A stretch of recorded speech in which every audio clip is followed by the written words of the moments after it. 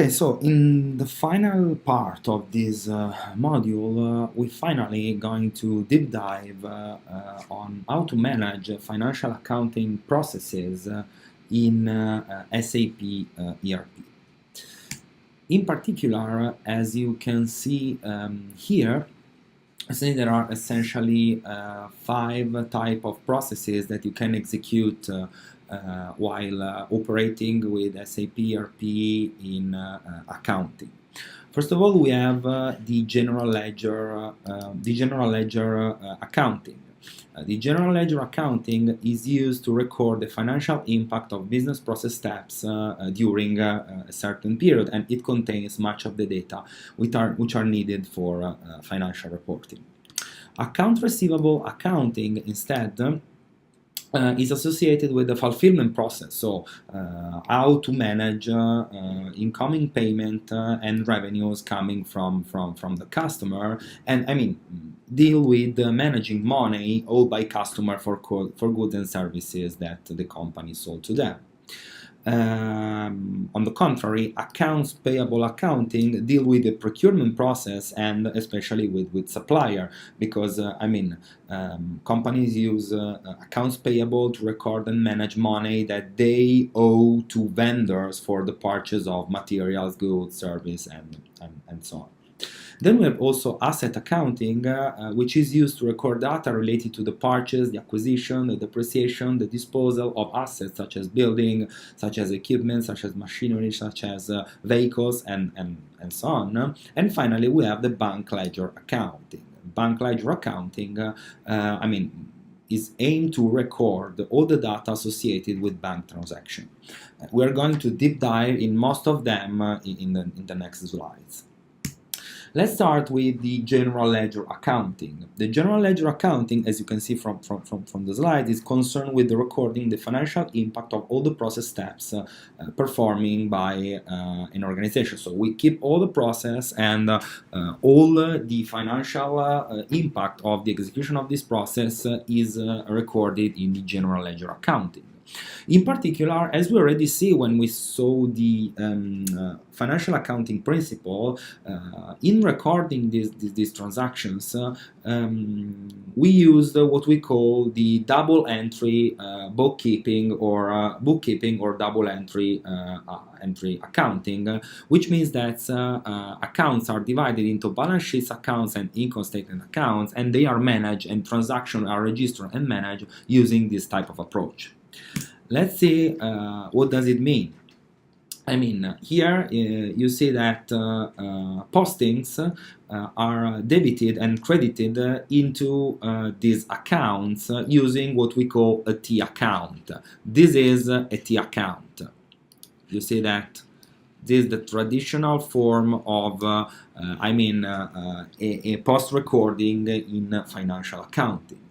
Debits in particular, so debits, transaction, and operation are displayed on the left side of the T account, while credit are displayed on the right side. An increase in an asset account or an expense account will result in a debit posting, while a decrease results in a credit posting. And if we are relating to, the balance sheet item. Conversely, an increase in revenue or liability results in a credit posting, whereas a decrease generates a debit posting. So, it works like in a different way according to the type of item we are considering. Let's see an example of how posting works in practice, but also in SAP ERP, so which type of operational recording in the system. Let's imagine that we have a venture capitalist that decide to invest $50,000 in GBI US in January 2010, and GBI deposit this amount in its bank account, and the investor receives an equivalent sum of common stocks. Here you see how the transaction is recording in the general ledger accounting. First of all, the first step is to identify the relevant account in the chart of accounts, and in our case, as we described, these are the bank account and the common stock account. And First of all, the transaction will generate an increase in both accounts. In particular, being an asset, we have an increase in the bank account of 50,000, and being considered an asset, there will be a debit posting. So here it is the debit posting. While instead, being the common stock a liability, we receive a credit posting of the same amount in the T account. So in this way, you see that the transaction is balanced, and the equation assets equals to liabilities and equity is respected. Let's make an example just to make it clear. Let's imagine that GBI decides to purchase office supplies for 500 using a check payment. First of all, which type of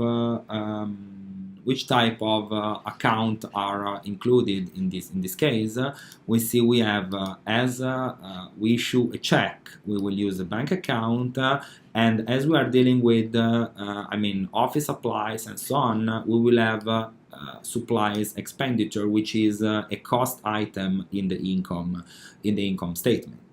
And as we issue a check, we will decrease the bank account through credit of 500, while on the other hand we will increase the debit account of supplier expenses because we decide to purchase this type of goods or services and so on.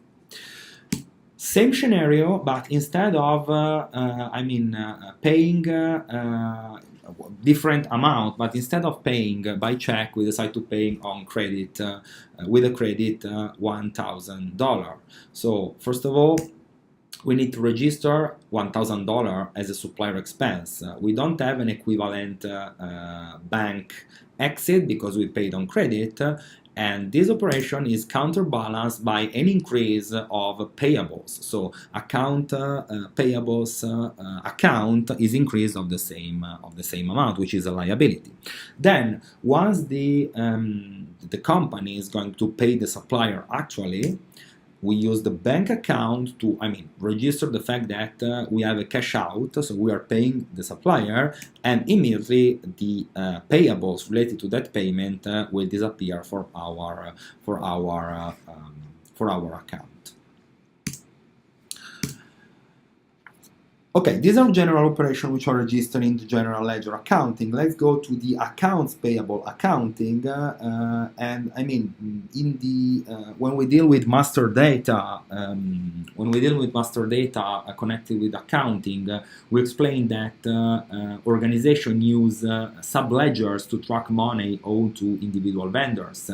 And we explained that subledgers are not part of the general ledger, but instead are associated with special accounts in the general ledger known as reconciliation account. In accounts payable accounting, as well then we've seen in accounts receivable accounting, the accounts payable subledger consists of individual vendor accounts. So there are, according to how many vendors the company owns, each one will have a particular accounts payable associated to each one. A subledger account number is created when the vendor master is created. So, when we need to insert a vendor, we will create some information about this vendor, and so a subsequent subledger account will be created, and the vendor master record and the vendor subledger account will share the same account number in order to keep the association, and the association between the vendor account, so this subledger account, and the reconciliation account useful for the general ledger will be defined according to the general information including in the vendor master record. In the case of GBI general ledger, we have that the accounts payable reconciliation has the number of 300700. However, let's consider this scenario where GBI decide to purchase its office supplies from 3 vendors. In particular, each vendor has a designated vendor account, which is also the subledger account number, and the sum equals to 7,000, which is split in 2,000 for vendor 1, 1,000 for vendor 2, 4,000 for vendor 3, and GBI decide to make the purchase, this purchase on credit, and then pays the vendors and later through a check. Let's see how this information is recorded in using the T account. First of all, we will have accounts payable, subledger account, and general ledger accounts, which will be interested. First of all, as we are purchasing something for supplier, we will need to register first the value, which will increase supplier expenses, so 2,000, 1,000, and 4,000. As these expenses are related to different vendor, we will increase the accounts payable of each vendor of the specific amount of money, as we are not going to pay them by cash, but we are delaying the payment. So vendor 1 2,000, vendor 2 1,000, vendor 3 4,000. So we will increase the accounts payable owed to this supplier, to this vendor, of the same amount that we have included in the supplier expenses account. And what it happens that these subledger accounts need to be reconciliated in the corresponding general ledger account. So in the general ledger there is an accounts payable reconciliation account, and once we compute this operation in the subledger accounts, they are reconciliated immediately in the accounts payable reconciliation account, of course, of the same using the same total, so 2,000, 1,000, and 4,000. Now the second step is that, okay, we have a credit to a supplier, then it will arrive a time in which we will pay our supplier. So we need to keep track of this process and update when the payment will be made. In particular, what's happened? It happens that when I pay the supplier, of course, I will have a cash out of 2,000, 1,000, and 4,000. Debit to own to each vendor will be decreased, so 2,000 for vendor 1, 1,000 for vendor 2, and 4,000 for vendor 3. And of course, this operation will be reconciliated by decreasing of the same amount the accounts payable reconciliation account, according to the fact that we have paid the supplier and we don't owe to them anymore these debits. This was true for accounts payable. The same stuff is happening for accounts receivable. Apart from the fact that accounts receivable are sum of money which customer owe to my company, while instead accounts payable are amount of money that my company owe to suppliers. So accounts receivable accounting is concerned with customer.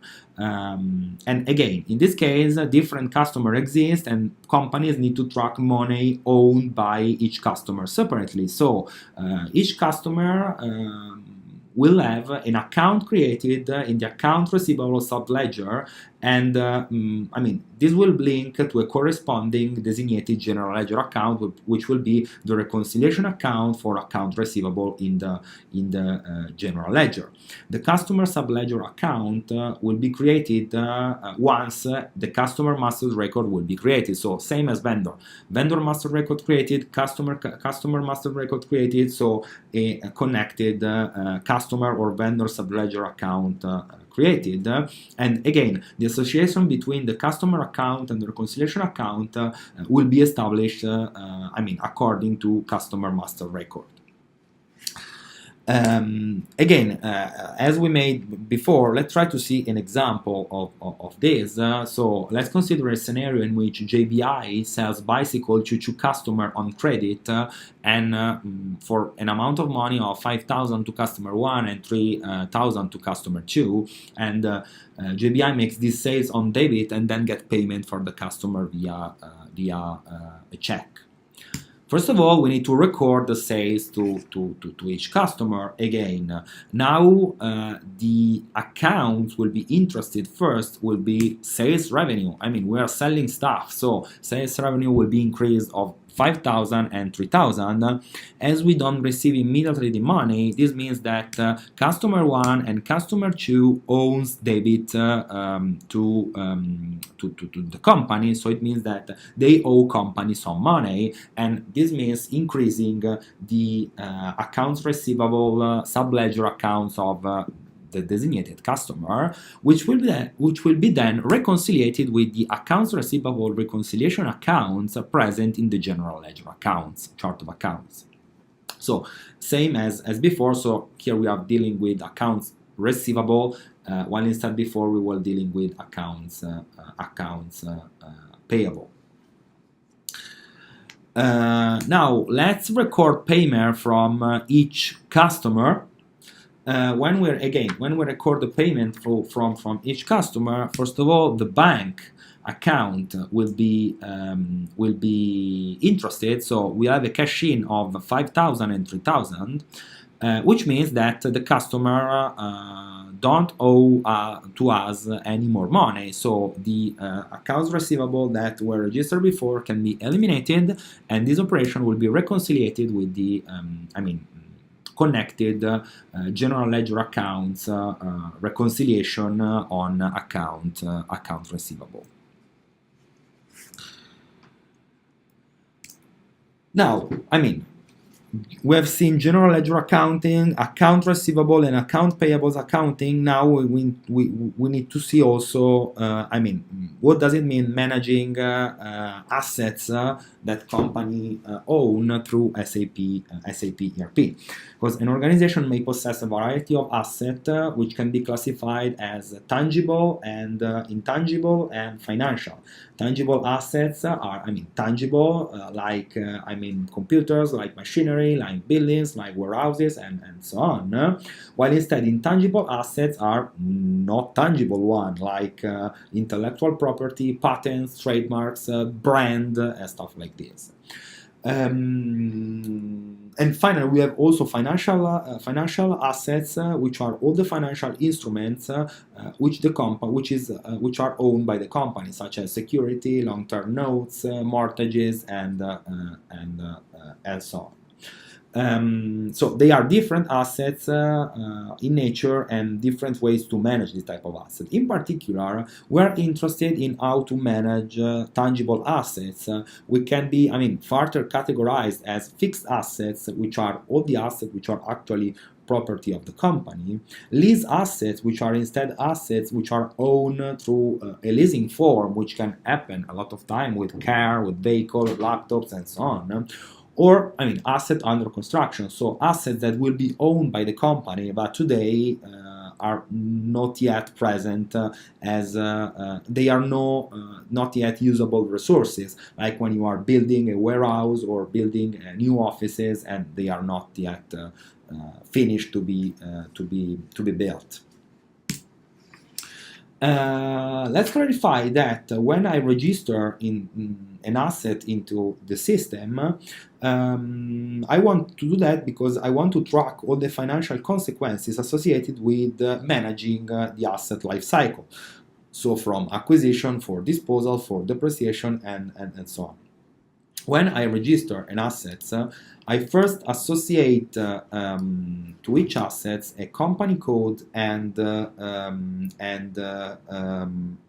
business area.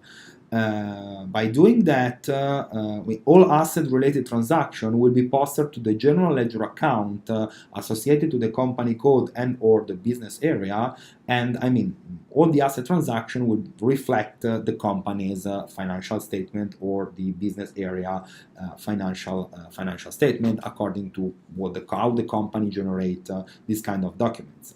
Of course, as we see, assets are also associated with cost center, so asset deal with cost, so generate cost, and for managerial accounting purposes, we need to allocate the cost that generate from asset usage to cost center, like depreciation, like energy, like raw materials and stuff like this.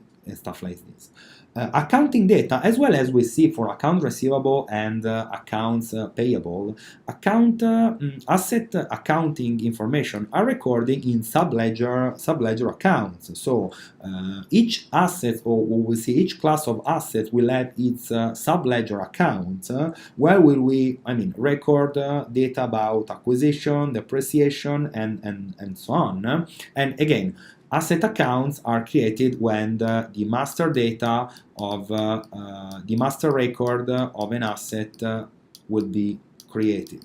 So once a master record of an asset will be created, then an associated asset subledger account will be created, which will be then associated to a reconciliation account in the general ledger in order to align all the operation.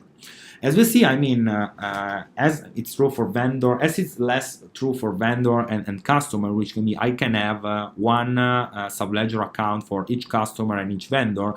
For asset, we usually use subledger account creation using asset classes. As an asset class is a grouping of assets that have similar characteristics. For example, computing equipment such as computers, printers, monitors, and so on can be included in the same asset class, and each asset class is associated with a specific reconciliation account in the general ledger account and has its own subledger account in order to register transaction. Here, for example, you see the 5 different reconciliation accounts related to the asset class that are included in the GBI's general ledger. So we will have a reconciliation account for land, a reconciliation account for production machinery, and a reconciliation account for office furniture, and a reconciliation account for office equipment, and a reconciliation account for vehicles. The reconciliation account for each asset in the asset subledger account, is determined by its association with an asset class. So this means that in the case of the example you see displayed in the slides, the 5 reconciliation account, including the GBI general ledger, as well as the GBI asset classes, are displayed in 3. Here you see 3, while instead before we see that they are 5. So here we see the three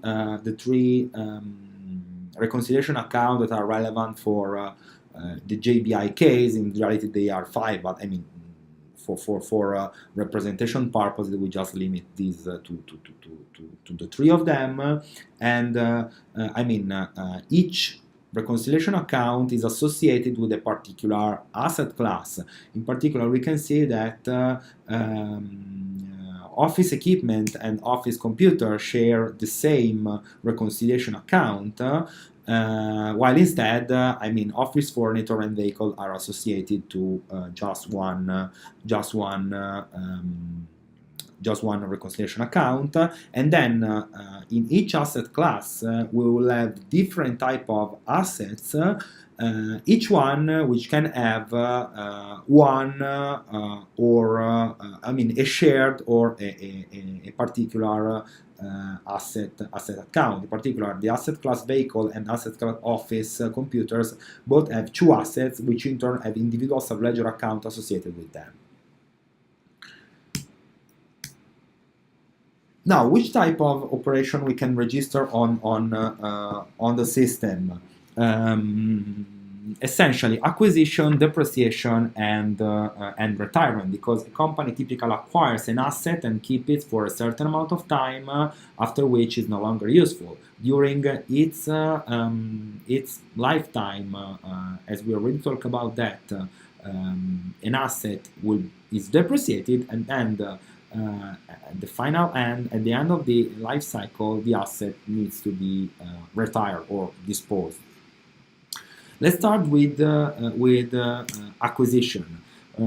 Acquisition is concerned with buying a new asset via internal or external process. In particular, I'm interested in pointing out the three different types of possibility to purchase an asset using, from an external vendor. Because in the first scenario, we have a company that decides to purchase an asset from an established vendor, but not employing the full purchasing process, so not through a structured purchasing process.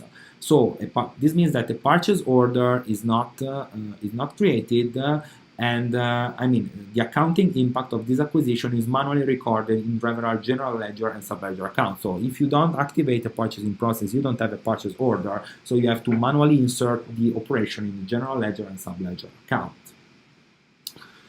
In the second scenario, instead, we decide to purchase the assets from an established vendor using the entire purchase process. This means that we will have a purchase order, a goods receipt, an invoice receipts, and a payment. SAP register transaction and impact of the different steps according to the functioning of the purchasing process. Well, instead, in the last case, the asset is purchased from a one-time vendor or from a vendor which is not registered in the company SAP, so a vendor which has not a master record data. So in this case, a vendor subledger account does not exist, and this means that the accounting impact of this acquisition will be manually recorded using the asset subledger account, the reconciliation account in the general ledger, and what we call a designated clearing account. Remember that clearing account are accounts in SAP ERP in the financial accounting module, which are used to hold data temporarily until the data are moved to another account. So as we don't have the master data of the vendor, we cannot do the passages we see before. So for example, from the accounts, from the bank or the assets or the account payable, we move that not on the vendor account but the cleaner account, and then we correct this in the reconciliation account, and after some period the clearing account will be made empty. Let's see an example. We decide to acquire an asset from a one-time vendor. So a company purchased UNESCO computer from the vendor and for a sum of 5,000 with payment to be made at a later date. Asset master data for the new computer, which is desktop computer 14, are created, and this is the subledger account that is associated with the office equipment and computer in the general ledger. Let's see how to record this transaction. First of all, the first step is we decide we complete the purchase. Okay, so this means that when the purchase is complete, we register the fact that we increase our asset subledger account related to desktop computer of this sum, which is then reconciliated in the general ledger account related to office equipment and computer. While we are doing this, as we don't have a vendor master data to record this operation, this transaction is temporarily stored in the asset acquisition clearing in the asset acquisition clearing account, which will be credited by the same amount, and in order to, to balance this operation. Once the vendor data, master record data will be created, this sum will be transferred to the vendor accounts payable related to the one, and the asset acquisition clearing will be empty. When instead we decide to receive the invoice, again the accounts payable accounting will be the accounts payable account will be increased by a credit, because we are not paying directly the supplier. We have an invoice, but which does not correspond to a cash out. So we will increase the accounts payable account of this sum, and as we cannot register this in the vendor account because it doesn't exist, we will register this operation in the asset acquisition clearing account temporarily. In this case, we can see that payables miscellaneous, we will see in the simulation, but payables miscellaneous is not a reconciliation account, and so you can post these operations directly. Finally, when the company pays for the computer via check, the payables miscellaneous account is debited, so the payables doesn't exist anymore, and we have a cash out from our bank account in order to reconcile all the transactions. So this was just the example of the particular case of very complex one. Anyway. I won't spend too much time with the second type of operation, because we already deal with that. So over time, an asset value, decreases value during to the fact that here passes and the assets is being used, and this decreased value is recorded in the system as a depreciation. So in each period of time, the value of an asset will be made by difference between the acquisition value and the accumulated depreciation during the year. Two types of depreciation exist. So ordinary, the one set by the regulation, and while instead there is also unplanned depreciation, which occur when extraordinary or unforeseen circumstances cause the assets to lose value faster than normal. Different depreciation methods exist, and we already talked about this, and all these depreciation methods, all these depreciation operations are registered in what we call depreciation areas. So we will see in the simulation what does it mean, but I won't spend too much time. Finally, at the end of the life, assets are disposed or retired because they are no more useful for the company.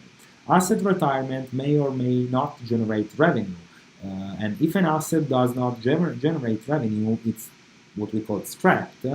And while instead, if it is sold to an external entity, so it generates a source of revenue. We can use the fulfillment process, and we will deal with that in the related module. So that's what was how to manage the main processes in accounting. This is just to recall that this is not easy, because financial accounting is concerned with recording the financial consequences of process execution. So financial accounting is at the center of every company processes. So it needs to be very integrated with all the type of processes that the company execute from both a process and a system perspective, because otherwise there will be some misalignment. SAP ERP helps to do that, of course. Finally, the last aspect that I want to have you to be aware of are how to generate reports with financial accounting. In particular, we will see that there are three different types of reports that can be generated using SAP ERP. So you can display account information, so information related to an account, information related to asset, and information related to the generation of a financial statement. Now let's see briefly how this type of reports look like in SAP ERP. Let's start with displaying account information. And we see that when you want to display account information, you can obtain this information at three levels: account balance display, line items display, and the original financial accounting document. We will see this through a simulation, but it's also good to deal with this right now. You see here, you want to, in this example, you want to display the data of the bank account for the months of September and October, so period 9 and period 10. And this is the first level was the balance display. Then, as you want to dive in this data, you need to display line items. So the second part show that there is a drill down for a credit amount of 19 in September, and the drill down reveals that there is a list of line items that comprise the credit amount.